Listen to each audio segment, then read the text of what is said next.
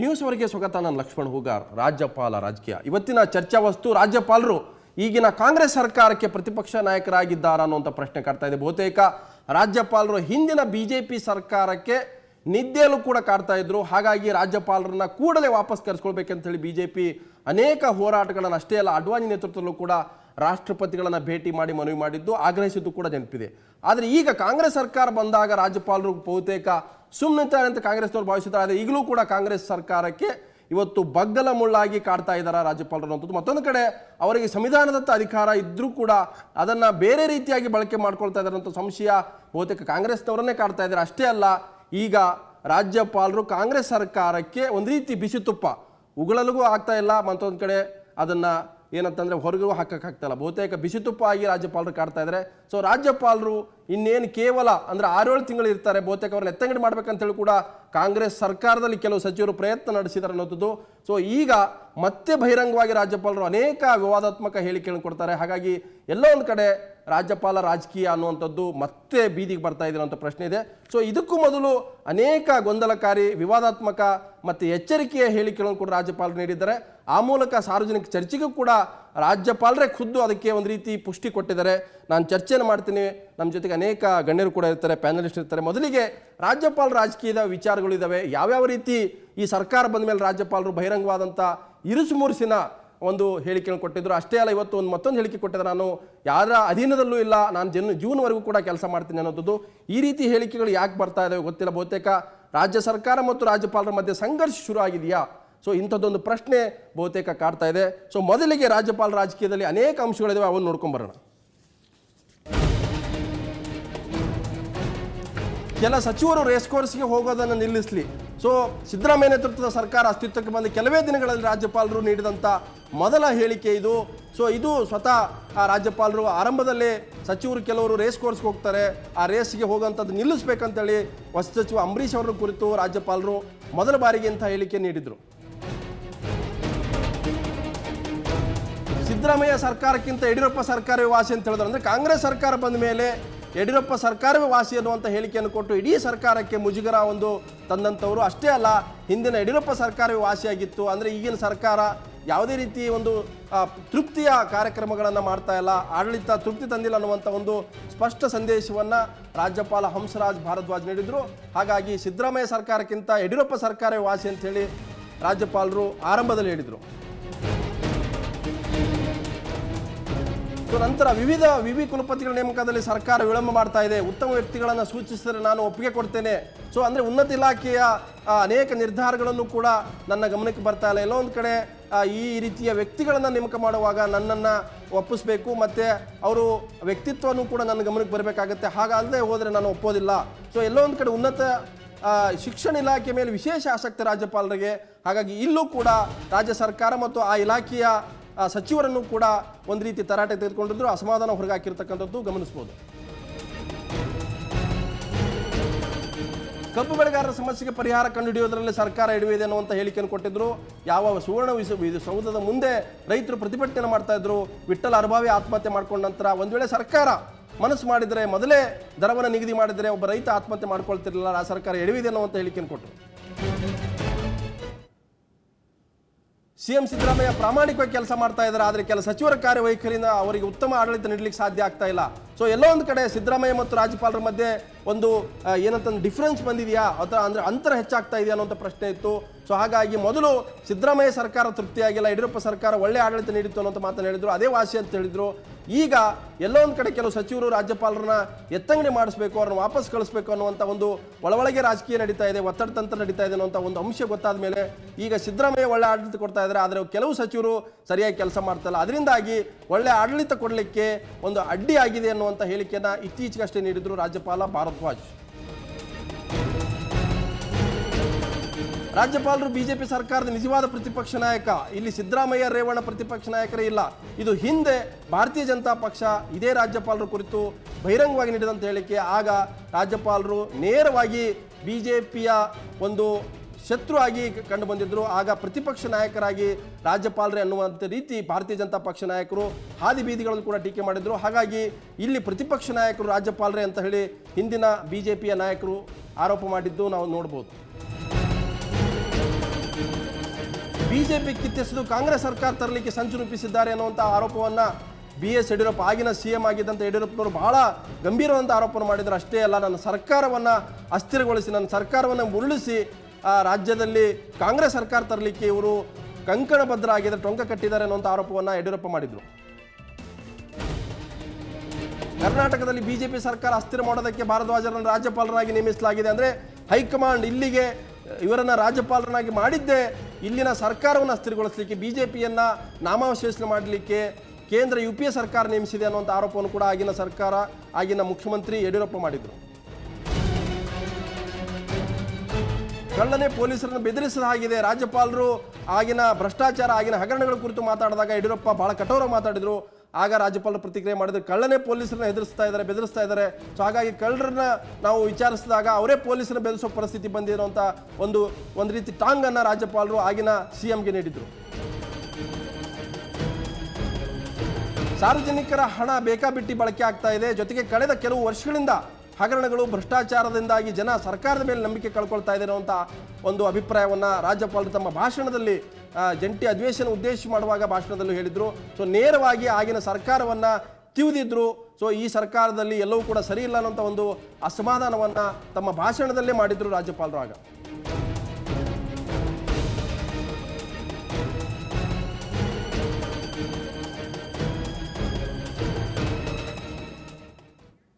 So ಬಹುತೇಕ 2 ಸರ್ಕಾರಗಳಲ್ಲಿ ರಾಜ್ಯಪಾಲ ಭಾರದ್ವಾಜ್ ಯಾವ ರೀತಿಯಾದಂಥ ಹೇಳಿಕೆಗಳನ್ನು ಮತ್ತು ಸೂಚನೆಗಳನ್ನು ಮತ್ತು ಮುಜುಗರವನ್ನು ಮತ್ತೊಂದು ಕಡೆ ಬಗ್ಗಲು ಮುಳ್ಳಾಗಿ ಪರಿಣಮಿಸಿದ್ರು ಅನ್ನುವಂಥದ್ದು ತಾವು ನೋಡಿದ್ರಿ. ಕಾಂಗ್ರೆಸ್ ಸರ್ಕಾರ ಬಂದ ಮೇಲೆ ಬಹುತೇಕ ರಾಜ್ಯಪಾಲರು ಸುಮ್ಮನಾಗ್ತಾರೆ ಅಂತ ಕಾಂಗ್ರೆಸ್ಸಿಗರು ಭಾವಿಸಿದ್ರು. ಆದರೆ ಈಗ ಅವರು ಮತ್ತಷ್ಟು ಕೆರಳಿದ್ದಾರೆ. ಸರ್ಕಾರಕ್ಕೆ ಒಂದು ಸವಾಲುಗಳನ್ನು ಹಾಕ್ತಾ ಇದ್ದಾರೆ. ನಾನು ಯಾರ ಅಧೀನದಲ್ಲಿಲ್ಲ, ನಾನು ಕಾಂಗ್ರೆಸ್ಸಿಗೆ ಅಲ್ಲ ಅನ್ನುವಂಥ ಮಾತನ್ನು ಹೇಳ್ತಾ ಇದ್ದಾರೆ. ನನ್ನ ಅವಧಿ ಮುಗಿಯೋರು ಕೂಡ ನಾನು ಇದ್ದೇ ಇರ್ತೇನೆ, ಯಾರು ಏನೇ ಪ್ರಯತ್ನ ಮಾಡಲಿ ಅನ್ನೋಂಥದ್ದು ಬಹುತೇಕ ಈ ರೀತಿ ಹೇಳಿಕೆಗಳನ್ನು ರಾಜ್ಯಪಾಲರು ಯಾಕೆ ಕೊಡ್ತಾ ಇದ್ದಾರೆ? ಸೊ ಅದು ಒಂದು ಪ್ರಶ್ನೆ. ಮತ್ತೊಂದು ಕಡೆ ಯಡಿಯೂರಪ್ಪ ಸರ್ಕಾರ ವಾಸಿ ಅನ್ನುವಂಥ ಹೇಳಿಕೆಗಳನ್ನ ಯಾಕೆ ಕೊಟ್ಟರು? ಇವೆಲ್ಲವೂ ನೋಡ್ತಾ ಇದ್ದಾರೆ. ಬಹುತೇಕ ಇತ್ತೀಚೆಗೆ ಕೆಲವು ಹೇಳಿಕೆಗಳನ್ನು ವಿವಾದಾತ್ಮಕ ಅನ್ಬೋದು, ಮುಜುಗರ ಅನ್ಬೋದು, ಅಥವಾ ಸಾರ್ವಜನಿಕ ವಲಯದಲ್ಲಿ ಇದು ಚರ್ಚೆಯ ವಸ್ತು ಅಂತ ಹೇಳ್ಬೋದು. ಅದೇ ರಾಜ್ಯಪಾಲರು ನೀಡಿದಂಥ ಕೆಲವು ಹೇಳಿಕೆಗಳಿವೆ. ಮೊದಲಿಗೆ ಒಂದು ಸ್ಟೇಟ್ಮೆಂಟನ್ನು ನೋಡ್ಕೊಂಬರೋಣ. Governor is not under the Congress. Let these boys be told. So far as I am concerned, I have already told I am here till June. And whether they want or not want is not for them to decide. Earlier government also wanted me that I should be removed. They went to President. Anyway, these are not my considerations. So long as I am here, I'll do my duty. So ಇನ್ನು CM Siddaramaiah ಒಳ್ಳೆ ಕೆಲಸ ಮಾಡ್ತಾ ಇದ್ದಾರೆ. ಆದರೆ ಅವ್ರ ಜೊತೆಗಿರ್ತಕ್ಕಂಥ ಕೆಲವು ಸಚಿವರು ಸರಿಯಾಗಿ ಕೆಲಸ ಮಾಡ್ತಾ ಇಲ್ಲ. ಅವರು ಸರಿಯಾಗಿ ಕೆಲಸ ಮಾಡಿದರೆ ಒಳ್ಳೆ ಆಡಳಿತ ಕೊಡಲಿಕ್ಕೆ ಸಾಧ್ಯ ಆಗುತ್ತೆ. ಸಿದ್ದರಾಮಯ್ಯ ಪ್ರಾಮಾಣಿಕ ನಾಯಕ ಅನ್ನುವಂಥ ಹೇಳಿಕೆಯನ್ನು ಕೊಟ್ಟಿದ್ದಾರೆ. ಇದು ಅನೇಕ ವಿವಾದಗಳ ನಂತರ ನೀಡಿದಂಥ ಹೇಳಿಕೆ. ಆ ಎರಡನೇ ಸ್ಟೇಟ್ಮೆಂಟ್ ನೋಡ್ಕೊಂಬರೋಣ. Siddaramaiah is a good chief minister according to me. He has not committed any personal controversy so far. But I want him to get going. Some or the other, I am not very much impressed the work being done by his ministers, some of the ministers. And they need to work as a team. Because the chief minister is the chief. He gives you portfolios, he gives you the work. So you must help him. That is why these things happen. So ರಾಜ್ಯಪಾಲರು ಇಲ್ಲಿಗೆ ನಿಲ್ಲಿಸಿಲ್ಲ, ಮತ್ತೊಂದು ವಿವಾದಾತ್ಮಕ ಹೇಳಿಕೆ ಕೊಟ್ಟಿದ್ದಾರೆ. ಆ ಹೇಳಿಕೆಯನ್ನು ಮೂರನೇ statement ನೋಡ್ಕೊಂಬರೋಣ. I am finding a lot of difficulty in filling the posts of vice chancellors. They are deliberately kept pending. Why do you delay? Why do you delay for months and months, keeping people acting vice chancellors? That is one thing. So I don't blame. The ministers are busy in other work. They should sit in their office and work. Why should they keep their work pending or casually pending? So 3 ಸ್ಟೇಟ್ಮೆಂಟ್ಗಳಾದ ಮೇಲೆ ಇವತ್ತು ಕೂಡ ರಾಜ್ಯಪಾಲರು ತಮ್ಮ ದಾಳಿಯನ್ನು ಮುಂದುವರಿಸಿದ್ದಾರೆ. So SR Hiremath ಯಾವ ಭ್ರಷ್ಟಾಚಾರದ ವಿರುದ್ಧ ಹೋರಾಟ ಮಾಡ್ತಾ ಇದ್ದಾರೆ, ಅಕ್ರಮ ಗಣಿಗಾರಿಕೆ ಇರ್ಬೋದು, ಇವತ್ತು ಸಂಪುಟಕ್ಕೆ ಯಾರನ್ನು ಸೇರಿಸ್ಕೋಬೇಕು, ಯಾವ ಕಳಂಕಿತನ ಹೊರಗಿಡಬೇಕು ಅನ್ನೋ ವಿಚಾರಕ್ಕೆ ಈಗಾಗಲೇ ರಮೇಶ್ ಕುಮಾರ್ ಕಾಂಗ್ರೆಸ್ ಹಿರಿಯ ಶಾಸಕರು SR ಹಿರೇಮಠದ ಹಕ್ಕುಚ್ಯುತಿಯನ್ನು ಮಂಡಿಸಿದ್ದಾರೆ. ಸೊ ಇವತ್ತು ಕೂಡ ರಾಜ್ಯಪಾಲರು ಮುಂದುವರಿಸಿದರೆ ಹಿರೇಮಠ್ ಈ ವಿಚಾರದಲ್ಲಿ ಹೋರಾಟ ಮಾಡಲಿಕ್ಕೆ ಬಹಳ ಸಮರ್ಥರಿದ್ದಾರೆ ಅಂತ ಹೇಳಿಕೆ ಕೊಡೋ ಮೂಲಕ ಒಂದು ಪರೋಕ್ಷವಾದಂಥ ಬೆಂಬಲ ಕೊಟ್ಟಿದ್ದಾರೆ ರಾಜ್ಯಪಾಲರು. ಇವತ್ತಿನ ಹೇಳಿಕೆ ಕೂಡ ಅದು 4ನೇ ಸ್ಟೇಟ್ಮೆಂಟ್ ನೋಡ್ಕೊಂಬರೋಣ. I know him. He files PILs. You know, he's the same man. Yes, sir. So how can anybody? He's a pro bono publico. Or Hiremat is a man who is capable of dealing with his problems. Don't worry. I know him. He files PILs. You know, he's the same man. Yes, sir. So how can anybody? He's a pro bono publico. Or Hiremat is a man who is capable of dealing with his problems. Don't worry. So ಇದು ಸಿದ್ದರಾಮಯ್ಯ ನೇತೃತ್ವದ ಕಾಂಗ್ರೆಸ್ ಸರ್ಕಾರ ಅಸ್ತಿತ್ವಕ್ಕೆ ಬಂದ ನಂತರ ನೀಡಿದಂಥ 4 ಸ್ಟೇಟ್ಮೆಂಟ್ಗಳು ವಿವಾದಾತ್ಮಕ statement ಅಂತ ಹೇಳ್ಬೋದು, ಮುಜುಗರ ಅಂತ ಹೇಳ್ಬೋದು, ಅಥವಾ ರಾಜ್ಯಪಾಲರ ಸರ್ಕಾರವನ್ನು ಎಚ್ಚರಿಸುವಂಥ ಹೇಳಿಕೆ ಅಂತ ಹೇಳ್ಬೋದು. ಚರ್ಚೆ ನಿಮಗೆ ಬಿಟ್ಟದ್ದು ಒಂದು ನಮ್ಮಲ್ಲಿರ್ತಕ್ಕಂಥ 4 ಸ್ಟೇಟ್ಮೆಂಟ್ಗಳನ್ನು ನಾವು ಬಹಿರಂಗವಾಗಿ ಇಲ್ಲಿ ಹಾಕಿರ್ತಕ್ಕಂಥದ್ದು. ಆದರೆ ಇವತ್ತು ರಾಜ್ಯಪಾಲರು ಉನ್ನತ ಶಿಕ್ಷಣ ಇಲಾಖೆಯಲ್ಲಿ ಕೂಡ ಎಲ್ಲವೂ ಸರಿ ಇಲ್ಲ, ಅಲ್ಲಿ ನೇಮಕಾತಿ ಇರ್ಬೋದು, ವಿವಿಧ ಕುಲಪತಿ ಇರ್ಬೋದು, ಸಿಂಡಿಕೇಟ್ ಸದಸ್ಯರಿರ್ಬೋದು, ಇವೆಲ್ಲವೂ ಕೂಡ ಸರಿ ಆಗ್ತಾ ಇಲ್ಲ, ಗಮನಕ್ಕೆ ತರ್ತಾ ಇಲ್ಲ, ಇಂಟರ್ಫಿಯರ್ ಆಗ್ತಾ ಇದೆ. ಮೊನ್ನೆ ರಾಜೀವ್ ಗಾಂಧಿ ವಿಶ್ವವಿದ್ಯಾಲಯದ ವಿಚಾರದ ವಿಧೇಯಕದಲ್ಲೂ ಕೂಡ ರಾಜ್ಯಪಾಲರು ತಮ್ಮ ಅಸಮಾಧಾನ ಹೊರಗೆ ಹಾಕಿದ್ದಾರೆ. ಸೊ ಇದಕ್ಕೆ ಸಂಬಂಧಪಟ್ಟಂತೆ ಉನ್ನತ ಶಿಕ್ಷಣ ಇಲಾಖೆ ಸಚಿವ ದೇಶಪಾಂಡೆ ಕೂಡ ಒಂದು ಸ್ಟೇಟ್ಮೆಂಟ್ ಅನ್ನು ಕೊಟ್ಟಿದ್ದಾರೆ. ಆ ಸ್ಟೇಟ್ಮೆಂಟ್ ಏನು ನೋಡ್ಕೊಂಡು ಬರೋಣ. ಎಲ್ಲ ಯೂನಿವರ್ಸಿಟಿಯಲ್ಲಿ ವೈಸ್ ಚಾನ್ಸ್ಲರ್ಸ್ ಇದ್ದಾರೆ. ದಾವಣಗೆರೆ ಯೂನಿವರ್ಸಿಟಿಯಲ್ಲಿ ವೈಸ್ ಚಾನ್ಸ್ಲರ್ ರಿಟೈರ್ ಆಗೋಕ್ಕಿಂತ ಮುಂಚೆ ನಾವು ರಾಜ್ಯಪಾಲರ ಸಹಕಾರದಿಂದ UG ಸಹಕಾರದಿಂದ ಸರ್ಚ್ ಕಮಿಟಿ ಅಪಾಯಿಂಟ್ ಮಾಡಿದ್ದೇವೆ. UR ಅನಂತಮೂರ್ತಿ ಸರ್ಚ್ ಕಮಿಟಿ ಅಧ್ಯಕ್ಷರಿದ್ದಾರೆ. ಅವರು ಮತ್ತು ಸರ್ಚ್ ಕಮಿಟಿ ಮೆಂಬರ್ಸು ಇಂಟರ್ವ್ಯೂ ಮಾಡಿ ರೆಕಮೆಂಡ್ ಮಾಡಬೇಕು. ಇದು ನನ್ನ ಕೈಲಿ ಇಲ್ಲ. ಒಮ್ಮೆ ಸರ್ಚ್ ಕಮಿಟಿ ಅಪಾಯಿಂಟ್ ಮಾಡಿದ ನಂತರ ನೀವು ನಾಳೆ ಮಾಡಿರಿ, ನಾಡ್ದು ಮಾಡಿರಿ, ಇವ್ರಿಗೆ ಮಾಡಿರಿ ನನಗೆ ಹೇಳಲಿಕ್ಕೆ ಆಗೋದಿಲ್ಲ ರೀ. ಅವ್ರೇನು ರೆಕಮೆಂಡ್ ಮಾಡ್ತಾರೆ, 3 ಹೆಸರು ಆಲ್ಫಾಬೆಟಿಕಲ್ ರೆಕಮೆಂಡ್ ಮಾಡ್ತಾರೆ. ಅದರಲ್ಲಿ ನಾವು ರಾಜ್ಯಪಾಲರು ಕಳಿಸಿ ಆಯ್ಕೆ ಮಾಡ್ಕೊಬೇಕು. ಇಲ್ಲಾಂದ್ರೆ ಎಲ್ಲ ಯೂನಿವರ್ಸಿಟಿಯಲ್ಲಿ ಎಲ್ಲ ಕಡೆ ವೈಸ್ ಚಾನ್ಸ್ಲರ್ಸ್ ಅದಾರೆ ರೀ. ಸಿಂಡಿಕೇಟ್ ಸದಸ್ಯರು ಏನಾರ ನಮ್ಮ ಸರ್ಕಾರ ಬಂದರೆ ನೇಮಕಾತಿ ಆಗಿದ್ದಿದ್ರೆ ಅದು ಗೌರವಾನ್ವಿತ ರಾಜ್ಯಪಾಲ ಕಡೆಯಿಂದ ಆಗಿದೆ ರೀ. ಕರ್ನಾಟಕ ಸರ್ಕಾರ ನಾವು ಇನ್ನೂ ಒಂದು ಸಿಂಡಿಕೇಟ್ ಮೆಂಬರ್ ಮಾಡಿಲ್ಲ, 2 ಮಾಡಿದ್ವಿ. VTUಗೆ ಎಲ್ಲ ಹೈಲಿ ಕ್ವಾಲಿಫೈಡ್ ಜನ ರೀ. Kiran Majumdar leader in Biocon. So ಬಹುತೇಕ ರಾಜ್ಯಪಾಲರು ರಾಜ್ಯದಲ್ಲಿ ತಮ್ಮ ಸಂವಿಧಾನದತ್ತ ಅಧಿಕಾರವನ್ನು ಮೀರಿ ಹೋಗ್ತಾ ಇದ್ದಾರೆ, ಅಥವಾ ನಿಜಕ್ಕೂ ಕೂಡ ಆ ಅಧಿಕಾರವನ್ನು ತಮಗಿರತಕ್ಕಂಥ ವಿವೇಚನಾ ಅಧಿಕಾರವನ್ನು ಬಳಸಿ ಸರ್ಕಾರವನ್ನು ಎಚ್ಚರಿಸುವಂಥ ಕೆಲಸ ಮಾಡ್ತಾ ಇದ್ದಾರೆ. ಬಹುತೇಕ ಯಾರು ಏನು ಹೇಳಿ ರಾಜ್ಯಪಾಲ ಭಾರದ್ವಾಜ್ ಈಗಿನ ಸರ್ಕಾರಕ್ಕೆ ಬಗ್ಗಲ ಮುಳ್ಳಾಗಿದ್ದಾರೆ, ಒಂದು ಪ್ರತಿಪಕ್ಷ ನಾಯಕನ ಕೆಲಸ ಮಾಡ್ತಾ ಇದ್ದಾರೆ. ಹಿಂದೆ BJP ಅವರು ನೇರವಾಗಿ ಆರೋಪ ಮಾಡಿದ್ರು, ಅದೇ ಆರೋಪ ಕಾಂಗ್ರೆಸ್ನವರು ಮಾಡ್ತಾ ಇಲ್ಲ. ಆದರೆ ಒಳಗೆ ಅವರು ಭಾವಿಸ್ತಾ ಇದ್ದಾರೆ ನಮಗೆ ಪ್ರತಿಪಕ್ಷಕ್ಕಿಂತ ಅಪಾಯ ಇರತಕ್ಕಂಥದ್ದು ರಾಜ್ಯಪಾಲರಿಂದ. ಬಹುತೇಕ ಈ ವಿಚಾರದ ಬಗ್ಗೆ ನಮ್ಮ ಜೊತೆ ಮಾತಾಡಲಿಕ್ಕೆ ಹಿರಿಯ ಪತ್ರಕರ್ತರು ವಿಶ್ಲೇಷಕ ಪ್ರೊಫೆಸರ್ ರವೀಂದ್ರ ರೇಶ್ವರಿ ಕಾರ್ಯಕ್ರಮ ಸ್ವಾಗತ. ಹಾಗೆಯೇ ಕಾಂಗ್ರೆಸ್ ಹಿರಿಯರಾಗಿದ್ದಂಥ VR ಸುದರ್ಶನ್ ಇದ್ದಾರೆ ನಮ್ಮ ಜೊತೆಗೆ. ಬೆಂಗಳೂರು ವಿಶ್ವವಿದ್ಯಾಲಯದ ಮಾಜಿ ಉಪಕುಲಪತಿ ಡಾಕ್ಟರ್ MS ತಿಮ್ಮಪ್ಪ ಇದ್ದಾರೆ. ತಿಮ್ಮಪ್ಪ, ನಿಮಗೂ ಕೂಡ ಸ್ವಾಗತ. ಹಾಗೆಯೇ ದೆಹಲಿಯಿಂದ ನಮ್ಮ ಜೊತೆಗೆ BJPಯ ಶಾಸಕರಾದಂಥ ವೀರಯ್ಯ ಇದ್ದಾರೆ. ವೀರಯ್ಯ ನಿಮಗೂ ಕೂಡ ಕಾರ್ಯಕ್ರಮ ಸ್ವಾಗತ. ನಮಸ್ಕಾರ. ಸೊ ಸುದರ್ಶನ್, ನಿಮಗೆ ಇವತ್ತು ರಾಜ್ಯಪಾಲರು ಉಗುಳಕ್ಕೂ ಆಗ್ತಲ್ಲ, ನುಗ್ಗಕ್ಕೂ ಆಗ್ತಲ್ಲ, ಒಂದು ರೀತಿ ಪ್ರತಿಪಕ್ಷ ನಾಯಕ ಸ್ಥಾನದಲ್ಲಿ ರಾಜ್ಯಪಾಲರು ನಿಂತಿದ್ದಾರೆ. ಹಿಂದೆ BJP ಅವರು ಮಾಡಿದಾಗ ನೀವು ಭಾಳ ಆರೋಪ ಮಾಡ್ತಾ ಇದ್ರಿ, ಸಂವಿಧಾನದಂತ his head of the constitution, ಅವ್ರು ಎಚ್ಚರಿಸುವಂಥ ಕೆಲಸ, ಅವ್ರನ್ನ ಯಾರು ಟೀಕೆ ಮಾಡಬೇಡಿ. ಇವತ್ತು ರಾಜ್ಯಪಾಲರು ಪದೇ ನಾನು ಯಾರು ಹಂಗಲ್ಲಿಲ್ಲ, ಹಿಂದೆ ಯಡಿಯೂರಪ್ಪ ಸರ್ಕಾರ ವಾಸಿ ಆಯಿತು, ಹಾಗೆ ರಾಜ್ಯಪಾಲರು ನೀವು ಉಳಿಸ್ಕೊಳ್ಳೋ ಸ್ಥಿತಿಯಲ್ಲಿಲ್ಲ ಅನಿಸುತ್ತೆ. ಅಲ್ಲ, ಇಲ್ಲಿ ವ್ಯಕ್ತಿಗಳು ಮುಖ್ಯ ಅಲ್ಲ. ರಾಜ್ಯಪಾಲರು ಹೆಡ್ ಆಫ್ ದ ಲೆಜಿಸ್ಲೇಚರು ಇದ್ದಾರೆ, ಹೆಡ್ ಆಫ್ ದ ಗವರ್ನಮೆಂಟು ಇದ್ದಾರೆ. ಅವರು ಸರ್ಕಾರಕ್ಕೆ ಮಾರ್ಗದರ್ಶನವನ್ನು ಮಾಡಬೇಕಾಗುತ್ತೆ. ಆದರೆ ಮೇಲಿಂದ ಮೇಲೆ ಹೊರಗೆ ಬಂದು ಪ್ರೆಸ್ ಮೀಟಲ್ಲಿ ಹೇಳ್ತಕ್ಕಂಥದ್ರ ಮುಖಾಂತರ ಸರ್ಕಾರದ ವ್ಯವಸ್ಥೆಗಳನ್ನು ಸುಧಾರಣೆ ಮಾಡೋಕ್ಕಾಗಲ್ಲ. It's not in good taste. ಯಾಕೆ ಹೇಳ್ತಾ ಇದ್ದಾರೆ ಅನ್ನೋದೇ ಜನರಿಗೆ it's not in good taste. ಸರ್ಕಾರಕ್ಕೆ ಮುಖ್ಯಮಂತ್ರಿಗಳ ಜೊತೆಗೆ ರಾಜ್ಯಪಾಲರು ಕರೆಸಿ ಮಾತಾಡೋಕ್ಕೆ ಅವಕಾಶಗಳಿದ್ದಾವೆ, ಮಂತ್ರಿಗಳಿಗೆ ಕರೆದು ಮಾತಾಡಲಿಕ್ಕೆ ಅವಕಾಶಗಳಿದ್ದಾವೆ, ಪತ್ರಗಳನ್ನು ಬರೆದು ತಿಳಿಸೋದಕ್ಕೆ ಅವಕಾಶಗಳಿದ್ದಾವೆ. ಹಾಗೆಯೇ ಸದನದಲ್ಲಿ ಕೇವಲ ಏನು ಜನವರಿ ಸಂದರ್ಭದಲ್ಲಿ ಮಾತ್ರ ರಾಜ್ಯಪಾಲರ ಅಡ್ರೆಸ್ ಮಾಡಿ ಹೋಗುವಂಥದ್ದೇನಿಲ್ಲ. ಸ್ಪೆಷಲ್ ಮೆನ್ಷನ್ ಅಂತ ಹೇಳಿ ಸ್ಪೆಷಲ್ ಮೆಸೇಜನ್ನು ಕಳಿಸ್ಲಿಕ್ಕೂ ಕೂಡ ಅವಕಾಶಗಳು ಸಂವಿಧಾನದಲ್ಲಿ ಮಾಡಿಕೊಟ್ಟಿದ್ದಾವೆ. ಅದೆಲ್ಲವನ್ನೂ ಕೂಡ ಅವರು ಉಪಯೋಗ ಮಾಡ್ಕೊಳ್ಬೇಕಾಗತ್ತೆ. ಹಾಗಾಗಿ ಬೇರೆ ಬೇರೆ ಕಾರ್ಯಕ್ರಮಗಳಿಗೆ ಹೋದಂಥ ಸಂದರ್ಭಗಳಲ್ಲಿ ಪ್ಲಾಟ್ಫಾರ್ಮ್ಗಳೆಲ್ಲ ಇಳಿದು ಮಾತಾಡ್ತಕ್ಕಂಥದ್ದು ನಿಜವಾಗ್ಲೂ ಹೇಳ್ತೀನಿ, it's not in good taste. ಇದೊಂದು ಒಳ್ಳೆ ಸಂಪ್ರದಾಯ ಅಲ್ಲ, ಸಹನೆ ಪ್ರಶ್ನೆ ಇಲ್ಲ. ನಾ ಹೇಳಿದ್ನಲ್ಲಿ ವ್ಯಕ್ತಿಗಳು ಮುಖ್ಯ ಅಲ್ಲ. ಇಲ್ಲಿ ರಾಜ್ಯಪಾಲರು ಯಾರೇ ಇದ್ದರೂ ಕೂಡ ರಾಜ್ಯಪಾಲರು ಹೇಗೆ ಕೆಲಸವನ್ನು ನಿರ್ವಹಣೆ ಮಾಡಬೇಕು ಅದಕ್ಕೊಂದು ಕನ್ವೆನ್ಷನ್ಸು ಇದೆ, ಒಂದು ಸಂವಿಧಾನ ಗೈಡ್ಲೈನ್ಸ್ ಕೂಡ ಇದೆ, ಹಾಗೇನೆ ಕಾನೂನು ಇದೆ, ಅದರ ಜೊತೆಗೆ ಕನ್ವೆನ್ಷನ್ಸು ಕೂಡ ಇದೆ. ಅವರೇನು ಹೇಳಲೇಬಾರ್ದು, ಸರ್ಕಾರಕ್ಕೆ ಮಾರ್ಗದರ್ಶನ ನಾ ಏನು ಹೇಳ್ತೇನೆ, ಸರ್ಕಾರಕ್ಕೆ ಮಾರ್ಗದರ್ಶನ ಮಾಡಲಿಕ್ಕೋಸ್ಕರನೇ ಇರುವಂಥದ್ದವು. ಅದು ಆ ಹುದ್ದೆ ಇರತಕ್ಕಂಥದ್ದೇ ಸರ್ಕಾರಕ್ಕೆ ಮಾರ್ಗದರ್ಶನ ಮಾಡಲಿಕ್ಕೆ. ಅದನ್ನು ಮಾಡಬಾರ್ದು ಅಂತ ನಾ ಹೇಳ್ತಾ ಇಲ್ಲ, ಆದರೆ ಅದಕ್ಕೊಂದು ರೀತಿ ನೀತಿಗಳಿದ್ದಾವೆ. ಅಗತ್ಯಕ್ಕಿಂತ ಹೆಚ್ಚು ನೀವು ಪ್ರತಿ ದಿವಸ ನೀವು ಮೀಡಿಯಾ ಜೊತೆಗೆ ಮಾತಾಡ್ತಿದ್ರೆ ಏನಾಗುತ್ತೆ? ಎಸ್, ನಾನು ರೇಷ್ಮೆ ನಿಮ್ಮನ್ನು ಕೇಳ್ತೀನಿ. ರಾಜ್ಯಪಾಲರು ಸಂವಿಧಾನಾತ್ಮಕವಾಗಿ ಒಬ್ಬರ ಪ್ರೆಸಿಡೆಂಟ್ ಅಪಾಯಿಂಟ್ ಮಾಡುವಂಥ, ನಾಮಿನೇಟ್ ಮಾಡುವಂಥದ್ದು ಸೆಂಟ್ರಲ್ ಗೌರ್ಮೆಂಟ್ ಏಜೆಂಟ್ ಅಂತಲೇ ಹೇಳ್ತಾರೆ. ಅದ್ರಾಗ ಎರಡು ಮಾತು ಕಾನ್ಸ್ಟಿಟ್ಯೂಷನಲ್ಲಿ is agent of the central government. ಇಲ್ಲಿ ಬಂದಿರತಕ್ಕಂಥದ್ದು, ಇಲ್ಲಿ ಹೆಡ್ ಆಗಿ ಕಾನ್ಸ್ಟಿಟ್ಯೂಷನ್ ಹೆಡ್ಡು, ಎಕ್ಸಿಕ್ಯೂಷನ್ ಹೆಡ್ಡು, ನೀವು ಡಿಸ್ಕ್ರಿಷನ್ ಪವರ್ಸ್ ಇದೆ. ನೀವು ಎನಿ ಮಿನಿಸ್ಟರ್ನ ಕರೆದು ನೀವು ಹೇಳ್ಬೋದು, ಬುದ್ಧಿವಾದ ಹೇಳ್ಬೋದು ಒಳಗಡೆ ರಾಜಭವನದಲ್ಲಿ.